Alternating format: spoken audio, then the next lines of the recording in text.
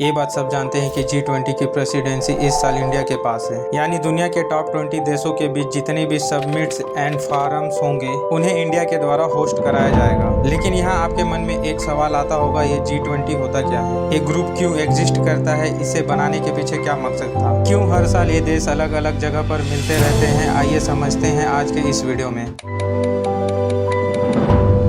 G20 को समझने से पहले हमें G7 को समझना पड़ेगा, क्योंकि G7 G20 से पहले बना था। बात है अर्ली 1970 की। दुनिया की आर्थिक हालत काफी खराब चल रही थी। वैसे तो इसके पीछे कई कारण थे, लेकिन सबसे बड़ा कारण था 1973 की ऑयल क्राइसिस। ये क्राइसिस तब शुरू हुई जब अरब देशों ने ऑयल पर एक एम्बार्गो लगाया। उन देशों को तेल बेचना बंद कर दिया जो इजराइल के सपोर्ट में थे। इसमें ज्यादातर वेस्टर्न कंट्री थी, जैसे अमेरिका और यूरोप। ये वेस्टर्न देश मिडिल ईस्ट से आने वाले तेल पर बहुत ज्यादा भरोसा करते थे और इसकी वजह से भारी इकोनॉमिक रिसेशन देखने को मिली इन देशों में। 11 Arab countries cut off all oil shipments to the United States. We are heading toward the most acute shortages of energy since World War II. इनकी सरकारों ने डिसाइड किया, अगर इकोनॉमिक हालात को बेहतर करना है तो हमें साथ में एक्शन लेने की जरूरत है। इकोनॉमिक को ट्रैक पर वापस लाने के लिए हमें साथ में बैठकर इकोनॉमिक पॉलिसीज बनानी चाहिए। इसी के चलते कुछ इनफॉर्मल मीटिंग्स होती है अमेरिका के व्हाइट हाउस में इन देशों के फाइनेंस मिनिस्टर के बीच में। अर्ली 1973 की बात है। अमेरिका, फ्रांस, यूके और वेस्ट जर्मनी के फाइनेंस मिनिस्टर एक दूसरे से मिलते हैं। 2 साल बाद ये इटली और जापान को भी इंक्लूड कर लेते हैं और 1975 में होती है पहली G6 की मीटिंग। ये फर्स्ट ऑफिशियल मीटिंग थी। इसके बाद 1976 में कनाडा भी ज्वाइन कर लेता है और अब G6 का ग्रुप G7 का हो जाता है। ये सातों देश अपने समय के सबसे ज्यादा डेवलप्ड देश थे। इनकी इकोनॉमिक्स दुनिया की टॉप इकोनॉमिक्स में से थी। लेकिन इसके अलावा भी कई कॉमन चीजें थी इनके बीच। इन सभी देशों में लिबरल डेमोक्रेसी थी,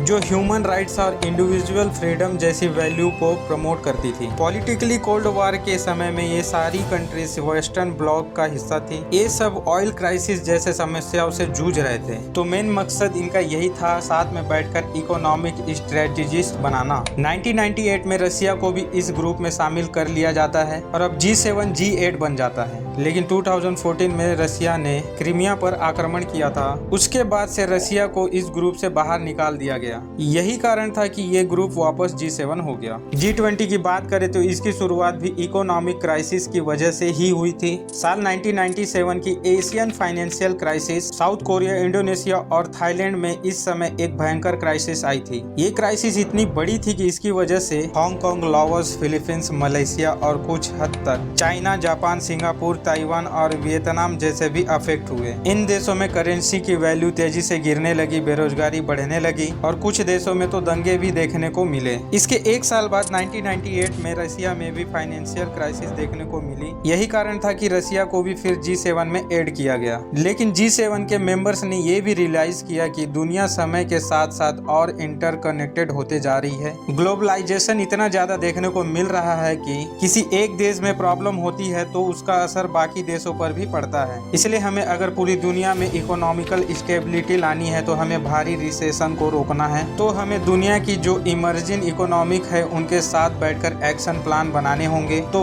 26 सितंबर 1999 में G7 के फाइनेंस मिनिस्टर के मीटिंग के दौरान G20 ग्रुप की स्थापना की जाती है। इस ग्रुप में डेवलप कंट्री, डेवलपिंग कंट्रीज को भी इंक्लूड कर लेती है। लेकिन सवाल ये था कि G20 में किन देशों को रखा जाएगा और किन देशों को नहीं रखा जाए। सबसे पहला क्राइटेरिया होता है कि इसमें G7 के मेंबर्स तो होंगे ही। इसके बाद ये देखा जाता है कि सबसे बड़े देश कौन से हैं। जो देश सबसे बड़ी इकोनॉमिक्स को हैंडल कर रही है, इसके आधार पर China, India, Brazil, south Africa और रसिया को इंक्लूड कर लिया जाता है। फिर देखा जाता है कि रीजनली सबसे बड़ी पावर्स कौन सी है, क्योंकि दुनिया के हर एक रीजन का कोई ना कोई रिप्रेजेंटेशन होना जरूरी है। इसी रीजन से एशिया में इंडोनेशिया और साउथ कोरिया, साउथ अमेरिका से ब्राजील और अर्जेंटीना, नॉर्थ अमेरिका से मैक्सिको, ओशनिया के रीजन से ऑस्ट्रेलिया, मिडिल ईस्ट से सऊदी अरबिया और टर्की और यूरोप में G7 के अलावा पूरे यूरोप को रिप्रेजेंट करने के लिए यूरोपियन यूनियन को एज होस्ट कंसीडर कर लिया जाता है। तो आज के दिन G20 में 19 देश और एक यूरोपियन यूनियन है। अब इंटरेस्टिंग चीज ये है क्योंकि G20 को बनाने का रीजन फाइनेंशियल क्राइसिस से डील करना था, तो G20 ग्रुप की मीटिंग्स सिर्फ इन देशों के फाइनेंस मिनिस्टर और सेंट्रल बैंक गवर्नर्स के बीच होती थी। कई साल तक ऐसा चलता रहा,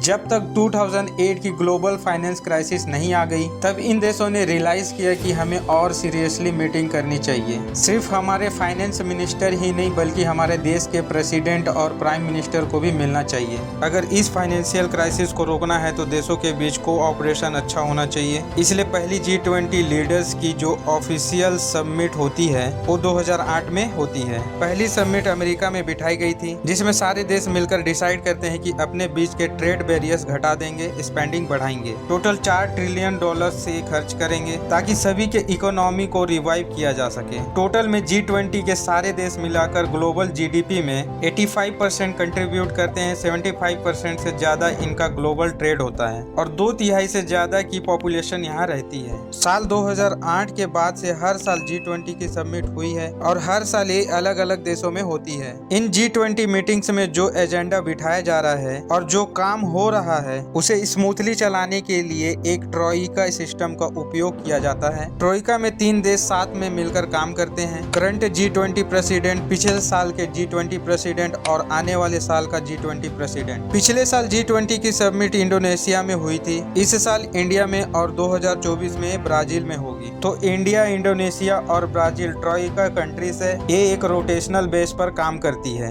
G20 के जो मेंबर्स हैं उनमें से हर साल एक अलग अलग मेंबर को प्रेसिडेंट बनाया जाता है। सिर्फ 2 ही मेंबर्स बचे हैं G20 के। जहां पर कोई G20 समिट नहीं हुई है, ब्राजील और साउथ अफ्रीका, और इसी कारण 2024 में ब्राजील में और 2025 में साउथ अफ्रीका में होगी। उसके बाद ये ऑर्डर दोबारा से रिपीट होना शुरू हो जाएगा 2026 में USA से। अब इन 20 देशों के अलावा कुछ गेस्ट कंट्रीज को भी इनवाइट किया जाता है G20 समिट में। जैसे स्पेन के पास परमानेंट इन्विटेशन है इन समिट्स का। इसके अलावा होस्ट कंट्री भी बाकी देशों को इनवाइट कर सकती है। तो इस साल इंडिया ने 9 और देशों को इनवाइट किया है, जो है Mauritius, Netherland, Nigeria, Singapore, Spain, UAE, Bangladesh, Egypt और ओमान। इंटरेस्टिंग चीज ये है कि G20 का मेन पर्पस इंटरनेशनल फाइनेंस से स्टेबिलिटी को प्रमोट करना है, जैसे क्लाइमेट चेंज से फाइट करना या सस्टेनेबल डेवलपमेंट को प्रमोट करना। लेकिन बाकी और इश्यूज को प्रमोट करने में प्रॉब्लम ये आती है कि 20 बड़े देश, इन सब देशों की अपनी फॉरेन पॉलिसी है, अपनी प्रायोरिटीज है,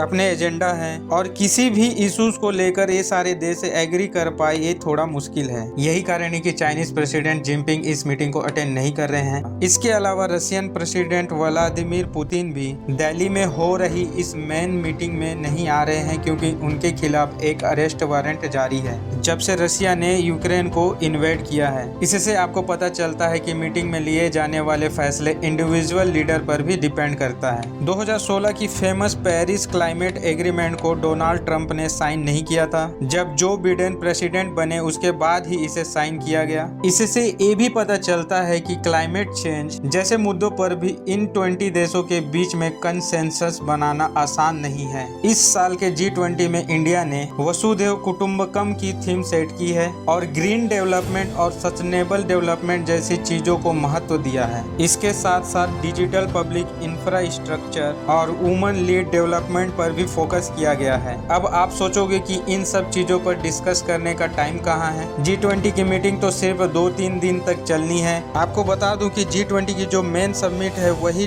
2 डेज तक चलती है, जिसे समिट ऑफ स्टेट लीडर्स कहा जाता है। इसके अलावा और भी समिट्स होती है G20 में, जैसे कि मिनिस्टर लेवल समिट, जहां पर इन 20 देशों के फाइनेंस मिनिस्टर साथ में मीटिंग करते हैं, या हेल्थ मिनिस्टर या एग्रीकल्चर मिनिस्टर साथ में मीटिंग करते हैं। इस ग्राफ में आप देख सकते हो कि जुलाई 22 को एनर्जी मिनिस्टर मीटिंग हुई थी, 21 जुलाई को लेबर एंड एम्प्लॉयमेंट मिनिस्टर की मीटिंग हुई थी, 26 अगस्त को कल्चर मिनिस्टर की मीटिंग हुई थी और इन सब मीटिंग की लोकेशन भी अलग अलग थी। और मिनिस्टर के अलावा अलग अलग एंगेजमेंट ग्रुप्स भी बने हुए हैं, जैसे B20 बिजनेस ग्रुप्स की मीटिंग के लिए, C20 सिविल सोसाइटी की मीटिंग्स के लिए, W20 वुमेन्स के लिए, Y20 यूथ 20 की मीटिंग के लिए और T20